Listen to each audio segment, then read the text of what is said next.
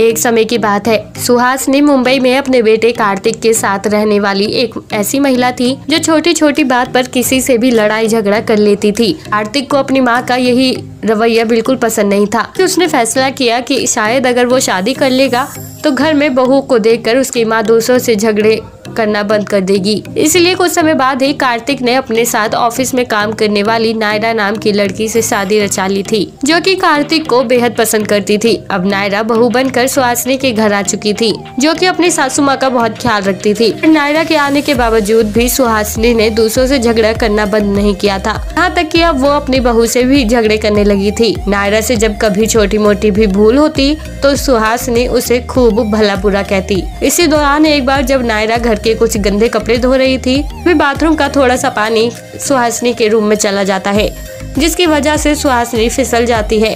और जब नायरा को पता चलता है कि सुहासिनी पानी की वजह से फिसल गई है, भी वो अपने पति को इस बारे में बताते हुए कहती है, सासू माँ मुझे बहुत डांटेंगी। बाथरूम का पानी न जाने कब उनके रूम में चला गया, मुझे पता ही नहीं चला और वो गिर गयी।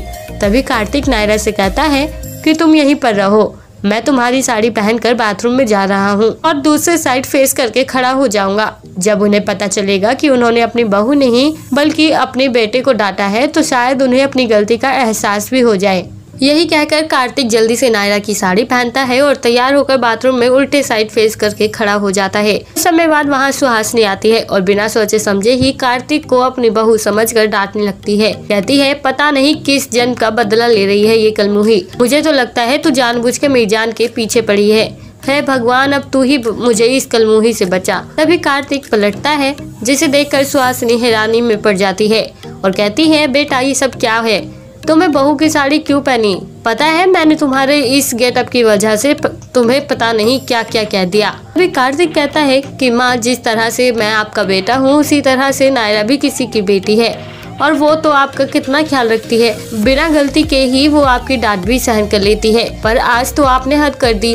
अगर आप पानी से फिसल गई थी तो आप उसे प्यार से भी तो कह सकती थी कि बहू बाथरूम का पानी बाहर आ रहा है, उसे साफ कर दो, लेकिन नहीं, तुम तो अपनी बहू को डांटने का बहाना ढूंढती रहती हो। तभी सुहासिनी को अपने बेटे की सभी बातें सही लगती है और वो तुरंत ही कार्तिक से कहती है कि बेटा अब तुम्हें फिर कभी बहू बनने की जरूरत नहीं पड़ेगी, क्योंकि अब मैं समझ चुकी हूँ कि मैंने सचमुच अपनी बहू को बेवजह ही बातें सुनाई हैं और मैं अपनी इस गलती को कबूल करती हूँ। यही कहकर सुहासिनी अपनी बहू के पास चली जाती है और उससे माफी मांगने लगती है और कार्तिक भी साड़ी पहनकर ही वहां पहुंच जाता है और अपनी पत्नी के साथ अपनी मां के सुधरते हुए इस रिश्ते को देखकर बहुत खुश होता है। तो दोस्तों, कैसी लगी आपको आज की हमारी ये कहानी? आप हमें कमेंट बॉक्स में कमेंट करके जरूर बताएं और साथ ही ऐसी और दिलचस्प कहानियाँ सुनने के लिए आप हमारे चैनल को सब्सक्राइब करना ना भूलें।